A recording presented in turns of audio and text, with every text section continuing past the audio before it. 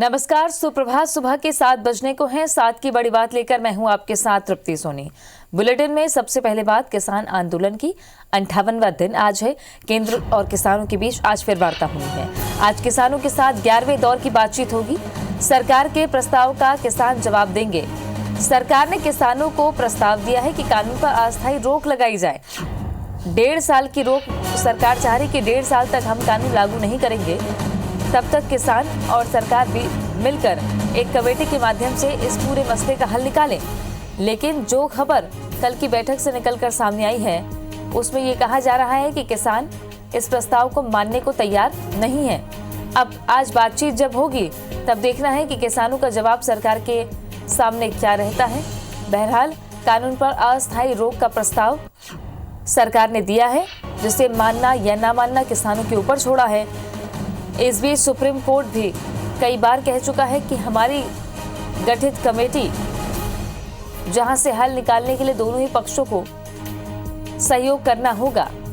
किसान संगठनों को भी सुप्रीम कोर्ट ने तल्ख लहजे में टिप्पणी की।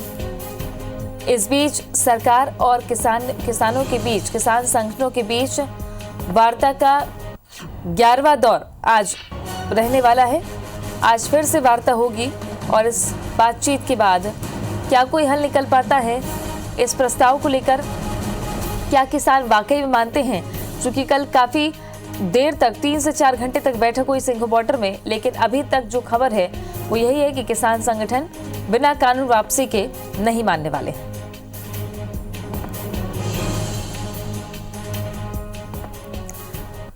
तो ये तो देश की राजधानी दिल्ली में बॉर्डर पर किसान डटे हुए हैं, लेकिन छत्तीसगढ़ में भी धान और किसान को लेकर सियासत लगातार जारी है। और इसके अलावा और कौन सी बड़ी खबरें हैं, ये बताने के लिए विनय वर्मा हमारे सहयोगी जुड़ गए हैं ज्यादा जानकारी के साथ में। विनय, कौन सी बड़ी खबरें हैं जो आज सुर्खियों में रहेंगी छत्तीसगढ़ में? देखिए, जैसा कि आपने बताया कि आज 58वां दिन है दिल्ली में जो किसानों के प्रदर्शन को लेकर के, उसकी जो गर्मी है वो छत्तीसगढ़ में भी है। और आज इसी जो धान खरीदी को लेकर के, किसानों के मुद्दे को लेकर के पूरा छत्तीसगढ़ वो गर्म रहने वाला है खबरों के लिहाज से। देखिए, अब अगर बात करें तो आज भाजपा का एक बड़ा प्रदर्शन है, जिसमें जो प्रभारी हैं भाजपा की छत्तीसगढ़, वो रायपुर आ रही हैं। डी पुरंदेश्वरी वो 9 बजे सवेरे आएंगी। और जो बूढ़ा तालाब पे जो भाजपा का धरना है, किसानों के धान खरीदी को लेकर के अव्यवस्था और वहाँ पे धान खरीदी में लेट लतीफ़ी और तमाम जो कमियां हैं उसको लेकर के आज एक भाजपा सरकार के खिलाफ में हमला बोलेगी। उसके साथ साथ में जो युवा कांग्रेस है वो आज जो पूर्व मुख्यमंत्री डॉक्टर रमन सिंह के जो बंगले का वो घेराव करेंगे। इसके साथ साथ में जो बाकी की जो भाजपा और किसान जो कांग्रेस की तरफ से आरोप प्रत्यारोप का दौर भी चलता रहेगा। इसमें अगर आप बात करें तो हर एक जो बीजेपी का जो आंदोलन है ये बूढ़ा तालाब में राजधानी रायपुर में होगा। इसके अलावा जो जिलों में भी प्रभारी दिए गए हैं, जो शीर्ष के नेता हैं, उनको ये कहा गया कि जो जिला मुख्यालय वहाँ पे आप प्रदर्शन करें, कलेक्ट्रेट का घेराव करें। अब मुख्यमंत्री की जो बात करें कि दिन भर में क्या हलचल रहने वाली है, तो मुख्यमंत्री आज CWC की बैठक में शामिल होंगे। ये वीडियो कॉन्फ्रेंसिंग के माध्यम से होगी। इसके अलावा एक जो कांग्रेस का एक वहाँ गांधी मैदान में जो वहाँ पे भवन है, कांग्रेस भवन, वहाँ पर एक 4 मंत्रियों की वहाँ प्रेस कॉन्फ्रेंस होगी। और जो बीजेपी के खिलाफ में, केंद्र सरकार के खिलाफ में धान खरीदी और किसानों को लेकर के जो राज्य सरकार की तरफ से मांग है उसे पूरी न होने को लेकर के वहाँ पर आज प्रेस कॉन्फ्रेंस लगेगी। इसके अलावा तमाम जो और मुद्दे हैं उन पे भी चर्चा की जाएगी, पत्रकारों के सवालों का जवाब देंगे। इसके साथ साथ में जो मुख्यमंत्री हैं एक जो तमाम जो 4-5 विभाग हैं उनकी जो बजट की समीक्षा करेंगे, ताकि जो आगामी जो बजट सत्र है उसमें कौन कौन सी मांग रखी जा सकती है, कौन कौन सी चीज़ें वहाँ पे फाइनल की जा सकती है, इन सब से चर्चा करेंगे। इसके अलावा आज 3 बजे भूपेश बघेल दिल्ली जाएंगे, जहाँ पे जो कांग्रेस के शीर्ष नेता हैं उनसे वहाँ मुलाकात करेंगे, उनसे चर्चा करेंगे। अभी कुछ दिन पहले हाल ही में TS सिंहदेव जो स्वास्थ्य मंत्री हैं उनका भी दिल्ली दौरा था और 3-4 दिन वहाँ पे उन्होंने बिताए हैं। कांग्रेस के आला जो शीर्ष नेता हैं उनसे मुलाकात की है। माना जा रहा है कि संबंधित हो सकता है कि उनसे भी लिंक हो सकता है। लेकिन जो भूपेश बघेल का ये दौरा है वहाँ पर जो कांग्रेस के ये एक और बात मानी जा रही है कि जो कांग्रेस के तरफ से जो किसान के केंद्र सरकार के विरोध में जो किसानों को लेकर के आंदोलन चला जा रहा है उसकी भी रणनीति आगे की तय हो सकती है। विनय, अगर प्रदर्शनों की बात करें तो आज लगातार प्रदर्शन होने वाले हैं। बीजेपी का बड़ा प्रदर्शन, कांग्रेस भी, यूथ कांग्रेस भी रमन सिंह के, पूर्व सीएम रमन सिंह के बंगले का घेराव करने जा रही है। लॉ एंड ऑर्डर की स्थिति देखें तो प्रदेश भर में किस तरीके की है? जिला प्रशासन ने क्या तैयारी कर रखी है? पुलिस प्रशासन कितना तैयार है? कैसी व्यवस्था है? देखिए, ये सब प्रदर्शन के लिए जो जिला प्रशासन से अनुमति मांगी जाती है और नियमानुसार अनुमति वहाँ पे दी गई होगी। इसके अलावा जो संबंधित थाने के बल वहाँ पे लगाए जाएंगे। इसके अलावा जो पुलिस मुख्यालय के जो पुलिस लाइन के जो बल है वो लगाया जाएगा। और ऐसा अभी सुबह सुबह एक खबर आज सामने आई थी कि आसपास की जिलों का, हालांकि जिला मुख्यालयों में प्रदर्शन है, वहाँ पर जितने बल लगाए जाएंगे उसके अतिरिक्त रायपुर में भी बल बुलाया जा सकता है। लेकिन ये जो बताया गया है कि ये जो प्रदर्शन है ये शांतिपूर्वक और एक स्थल पे होने वाला है, तो वहाँ पे जो रायपुर की जो पुलिस व्यवस्था है वो वहाँ पे काम हो जाएगी, उससे काम हो जाएगा। और जो जिला प्रशासन की जो अमला है, एसडीएम है, डिप्टी कलेक्टर है, रैंक के वो अधिकारी वहाँ तैनात रहेंगे कि किसी तरह से अव्यवस्था न फैलने जाए। हालांकि ये जरूर कहा गया है कि जो भी भाजपा और कांग्रेस के जो नेता हैं वो शीर्ष स्तर के हैं और किसी तरह से उपद्रव होने की संभावना वो बिल्कुल कम है। तो इस तरह से जो प्रदर्शन है वो बाहर निकल के नहीं रहेगा, एक स्थल तय कर दिया गया, वहीं प्रदर्शन होगा। और जो कांग्रेस का जो प्रदर्शन है वो युवा कांग्रेस का प्रदर्शन है वो जो रमन सिंह के जो पूर्व मुख्यमंत्री हैं रमन सिंह, उनके घर के आसपास होगा। तो वहाँ पर भी स्थानीय थाने का और जो पुलिस लाइन का वो बल वहाँ पे लगेगा। इसके अलावा जो एसडीएम है वो भी वहाँ पे रहेंगे कि किसी से स्थिति बिगड़े ना, उनको कंट्रोल करने की कोशिश होगी। बल्कि एक और जो ये बात है कि जो 4 मंत्री की प्रेस कॉन्फ्रेंस है वो जो कांग्रेस भवन में वहाँ पे ली जाएगी, तो वहाँ पे किसी तरह से अव्यवस्था फैलने की जो आशंका है वो बिल्कुल कम है। हालांकि वहां पे संबंधित थाने का बल वहां पे भी लगाया जाएगा। विनय, कांग्रेस की शीर्ष नीति निर्धारण इकाई की आज बैठक भी होने वाली है। एआईसीसी के नए अध्यक्ष की उठापटक फिर से शुरू हो रही है। कितनी बड़ी भूमिका छत्तीसगढ़ की रहने वाली है, चूंकि यहाँ से भी अध्यक्ष के लिए मांग उठ चुकी है? देखिए, आज इसी के बाद सीडब्ल्यूसी की बैठक है, वहाँ पर भाग लेंगे और जो आगे की रणनीति है वहाँ पे किन किन चीज़ों में, क्योंकि उसका सीधा न कहीं कहीं जो शीर्ष जो नेता हैं, जो वहाँ पर केंद्रीय जो वहाँ पर लोग बैठे हुए कमेटी के लोग, एआईसीसी का जो निर्देश है, दिशा निर्देश सीधे सीधे यहाँ पर छत्तीसगढ़ के भी जो सरकार है, जो पार्टी है, उस पर असर पड़ता है। तो कहीं ना कहीं यहाँ से भी जो दावेदारी है, जो लोगों के जो राय वो ली जाएगी मुख्यमंत्री की, ताकि जो राजस्थान, छत्तीसगढ़ ऐसे जो राज्य हैं जहाँ पर कांग्रेस की सरकार है, वहाँ पर किस तरह से जो आगामी जो रणनीति तैयार की जाए, किस तरह से वहाँ पर लोगों को आगे की जो आगे चुनाव है उनमें वहाँ पर रखा जाए, ये सब चीज़ों के लिए यहाँ पर जो यहाँ से जो राय हो वो बहुत महत्वपूर्ण है। मुख्यमंत्री इसमें शामिल होंगे और इसके साथ साथ जो पार्टी के जो शीर्ष लीडर है, जैसे कांग्रेस के पीसीसी के जो अध्यक्ष है, वो सब भी इसमें हिस्सा लेंगे, ताकि वहाँ पर अपनी राय और जो यहाँ पर जो दिशा निर्देश कैसे मिलना चाहिए, वो कैसे वो सब कुछ तय कर जाए, कौन सा ऐसे नेता है जो यहाँ के जो नेतृत्व अच्छे तरीके से कर सकते हैं, इन सब चीज़ों पे वहाँ पे चर्चा हो सकती है। शुक्रिया आपका विनय, जानकारी के लिए। तो ये कुछ खबरें हैं, बड़ी खबरें हैं छत्तीसगढ़ की, जिन पर लगातार अपडेट आपको देते रहेंगे। बहरहाल मध्य प्रदेश का रुख करते हैं। मुरैना से बड़ी खबर, जहरीली शराब से 28 लोगों की मौत का मामला, जिला प्रशासन और पुलिस की कार्रवाई लगातार जारी है। कांग्रेस जिला महामंत्री रविंद्र सिकरवार को जिला बदर कर दिया गया है। नकली शराब के कारोबार में लिप्त पाए गए हैं कांग्रेस नेता। कलेक्टर बी कार्तिकेयन ने ये कार्रवाई की है और अब इस पूरे मामले में कांग्रेस के नेता का नाम भी सामने आने लगा है, वो भी कांग्रेस जिला महामंत्री। नकली शराब के कारोबार में लिप्त पाए गए हैं, जिन्हें जिला बदर कर दिया गया। कलेक्टर बी कार्तिकेयन ने कार्रवाई की है। सत्येंद्र जुड़ गए हैं। सत्येंद्र, अब तक न्याय की बात की जा रही थी, प्रशासन पर सवाल उठाए जा रहे थे, लेकिन अब सियासत भी चरम पर, क्योंकि कांग्रेस नेता का सीधे सीधे नाम।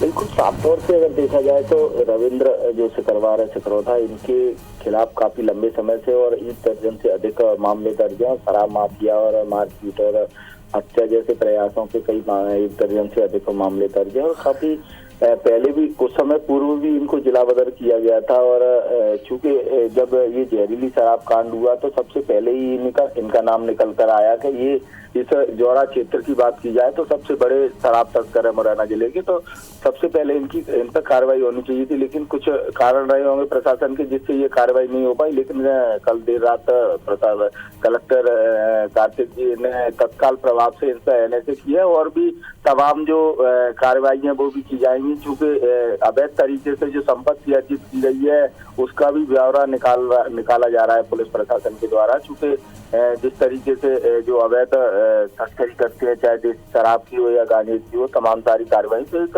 बड़ी बात है कि जिस तरीके से कांग्रेस के जिला महामंत्री का नाम आना है, तो कहीं ना कहीं देखने में ये आ रहा है कि राजनीतिक संरक्षण के बिना तो कोई भी कार्य नहीं हो सकता है, चाहे वो अवैध तस्करी हो, चाहे कहीं ना कहीं राजनीतिक प्रेशर के कारण प्रशासन और पुलिस भी दबाव में रहती है। तो ये जिस तरीके से ये पूरा घटनाक्रम सामने आया है, जिले में 28 मौतें होती हैं, उसके बाद ये ताड़प कार्रवाई शुरू की है। अगर ये कार्रवाई समय समय पर पहले ही होती रहती तो शायद है कि इस तरीके की घटनाओं की पुनरावृत्ति और इस तरीके की घटनाएं न देखी जाती। शुक्रिया आपका सत्येंद्र जानकारी के लिए। बहरहाल अगर पहले ही किसी संरक्षण का खुलासा कर दिया जाता या पर्दाफाश कर दिया जाता तो इतनी बड़ी घटना ना होती। बहरहाल मुरैना जिले में जहरीली शराब कांड के मुख्य आरोपी मुकेश किरार को पुलिस ने जौरा कोर्ट में पेश किया, जहां कोर्ट ने मुकेश किरार को 23 जनवरी तक पुलिस रिमांड पर भेज दिया है। एएसपी हंसराज सिंह का कहना है कि प्रारंभिक पूछताछ में आरोपी पुलिस को गुमराह कर रहा है। वो पहले से गिरफ्तार 2 आरोपी बृजकिशोर शर्मा और रामवीर राठौर को जहरीली शराब से हुई मौतों के लिए जिम्मेदार ठहरा रहा है। एएसपी हंसराज सिंह अब तीनों आरोपियों को आमने सामने बैठाकर पूछताछ करेंगे ताकि हकीकत सामने आ सके। बता दें कि मुकेश किरार को चेन्नई से गिरफ्तार किया गया था। पुलिस का कहना है कि वो तमाम साक्ष्य इकट्ठा कर रही है। पुलिस को उम्मीद है कि पूछताछ में कई बड़े खुलासे हो सकते हैं।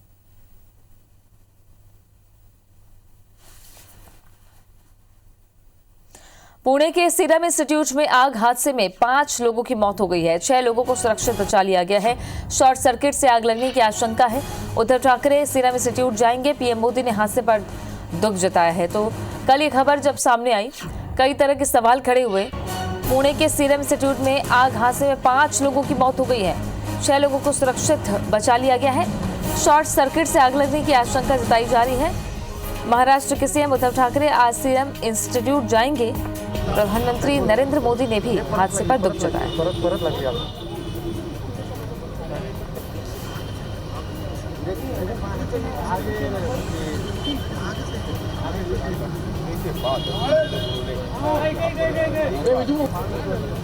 इसी इंस्टीट्यूट से ही, इसी गोदाम, इस इंस्टीट्यूट में ही सीरम की वैक्सीन बनाई गई है। सीरम इंस्टीट्यूट ने वैक्सीन बनाई है कोरोना की, जहां पर शॉर्ट सर्किट की वजह से आग लग गई। 5 लोगों की मौत हो गई है। 6 लोगों को सुरक्षित बचा लिया गया।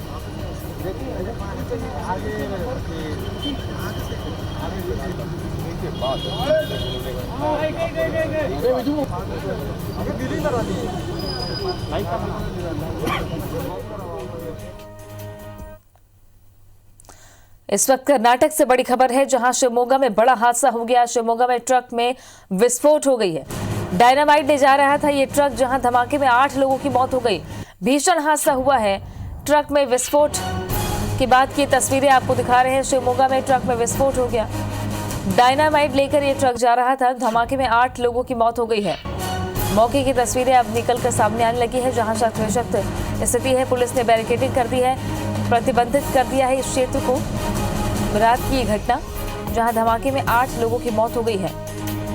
डायनामाइट लेकर ट्रक जा रहा था और ट्रक में विस्फोट होने से भीषण धमाका हुआ, जिसमें 8 लोगों की मौत हो गई। मौके पर एम्बुलेंस पहुंची।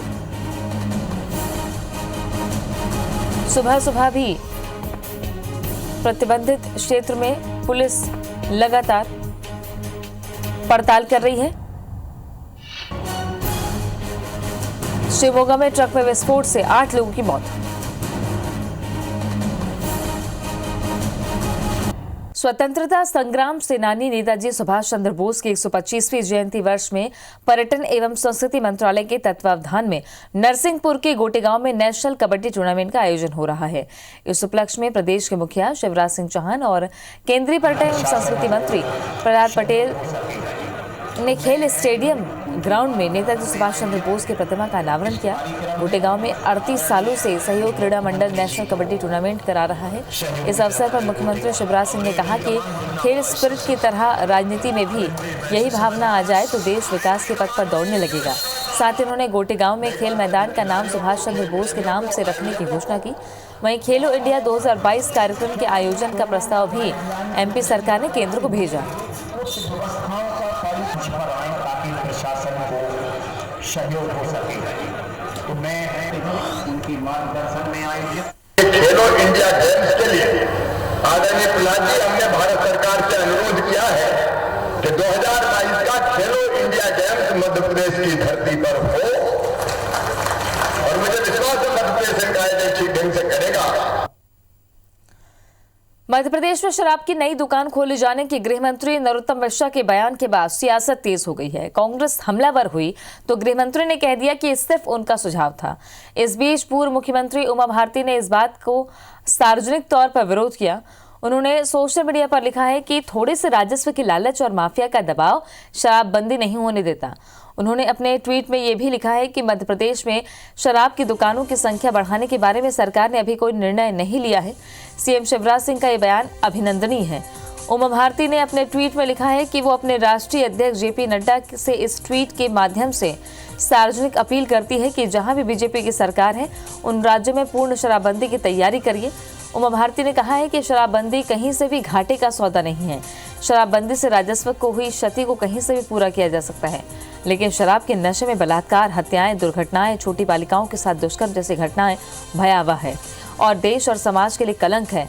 उन्होंने बिहार और लॉकडाउन का उदाहरण देते हुए कहा कि इससे राजनीतिक फायदा भी है, साथ ही ये भी साबित हो चुका है कि शराब नहीं पीने से किसी की मौत नहीं होती।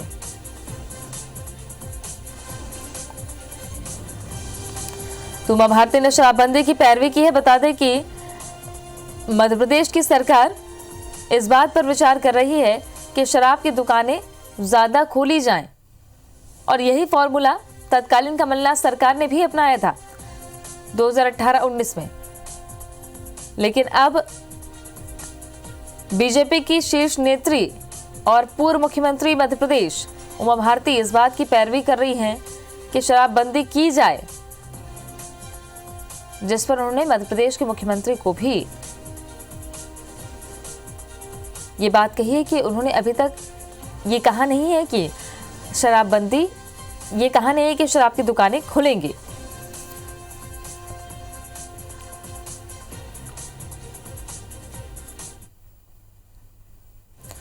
रायपुर के मेकाहारा अस्पताल में बड़ी लापरवाही सामने आई है। अस्पताल में भर्ती गर्भवती महिला को एक्सपायरी डेट की स्लाइन चढ़ा दी गई, जिससे महिला के पूरे शरीर में सूजन आ गई। वहीं नवजात की मौत हो गई है। परिजनों के मुताबिक गर्भवती महिला को 19 जनवरी को इलाज के लिए जिला अस्पताल में भर्ती किया गया।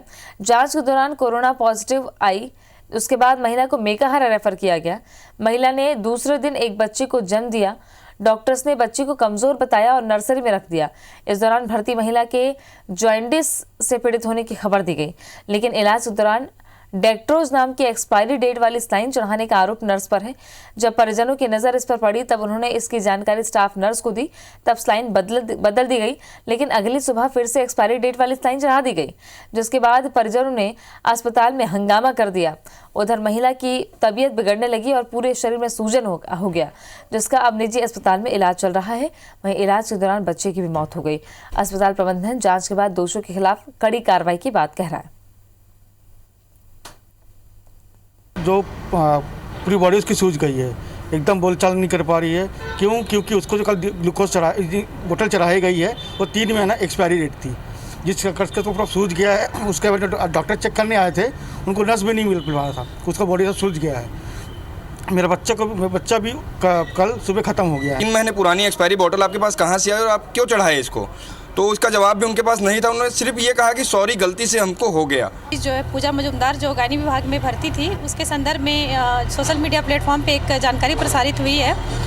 उसको लेकर उस आधार पर जो संबंधित विभाग से जानकारी मांगी गई है और उसकी तथ्यात्मक जो भी जानकारी और वस्तु स्थिति से अवगत कराने के लिए कहा गया है, और जैसी जानकारी प्राप्त होती है वो उसके आधार पर कार्रवाई की जाएगी। रायसेन जिले के अगरिया नयापुरा में ग्रामीणों के साथ लकड़ी बीनने गई लड़कियों में से एक नाबालिग लड़की पर तेंदुए ने हमला कर दिया। तेंदुए के हमले में नाबालिग लड़की की मौके पर ही मौत हो गई। वहीं लड़कियों और ग्रामीणों के शोर से तेंदुआ लड़की को छोड़कर भाग गया। पुलिस ने इस शव को पोस्टमार्टम कर परिजनों को सौंप दिया है। गाँव के आसपास कई दिनों से तेंदुआ दस्तक दे रहा है। वहीं वन विभाग ने ग्रामीणों से सतर्क रहने की अपील की है। धमतरी के गोजी गांव में आयोजित कबड्डी प्रतियोगिता में खेल के दौरान एक खिलाड़ी की मौत हो गई। इस घटना के बाद इलाके में सनसनी फैल गई। जानकारी के मुताबिक कुरुद के गोजी गांव में कबड्डी प्रतियोगिता का आयोजन हो रहा है। प्रतियोगिता में कोकड़ी गांव की टीम भी खेलने के लिए गोजी पहुंची थी। खेल के दौरान नरेंद्र साहू नाम का खिलाड़ी दांव पर गया था। उसी वक्त विरोधी टीम के खिलाड़ियों ने उसे पकड़कर जमीन पर पटक दिया, जिससे उसकी मौके पर ही मौत हो गई। ये नज़ारा देख खिलाड़ियों और दर्शक हैरान रह गए, जिसकी सूचना कुरुद पुलिस को दी गई। पुलिस मामले की जांच में जुट गई है। घटना का वीडियो तेजी से सोशल मीडिया में वायरल हो रहा है।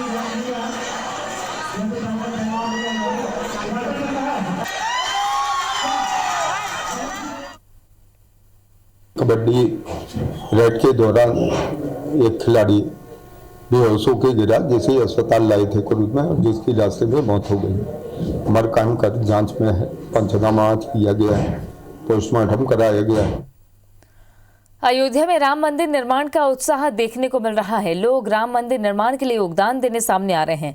तखतपुर में राम भक्तों की टोली बाजे गाजे के साथ गांव-गांव में प्रभात फेरी निकालकर मंदिर निर्माण के लिए सहयोग ले रही है। वहीं डोंगरगढ़ में शक्ति वाहिनी द्वारा राम मंदिर निर्माण के सहयोग के लिए कलश यात्रा निकाली गई। कलश यात्रा मारवाड़ी धर्मशाला से शुरू होकर शहर भ्रमण कर महावीर मंदिर में पूजा अर्चना के साथ समाप्त हुई।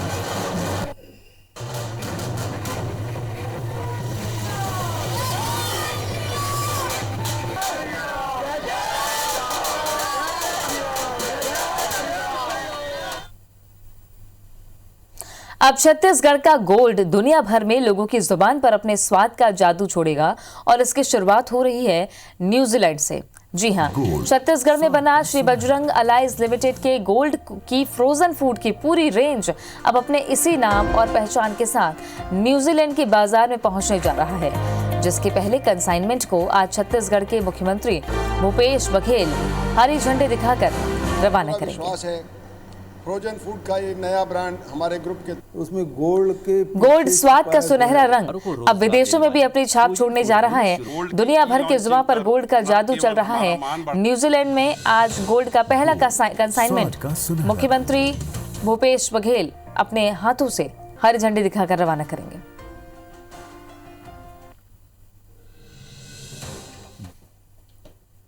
साथ की बड़ी बात में आज के लिए बस इतना ही। आगे देखिए छत्तीसगढ़ी भाषा में खबरों का बुलेटिन हमर बानी हमर गोड श्रवण के साथ।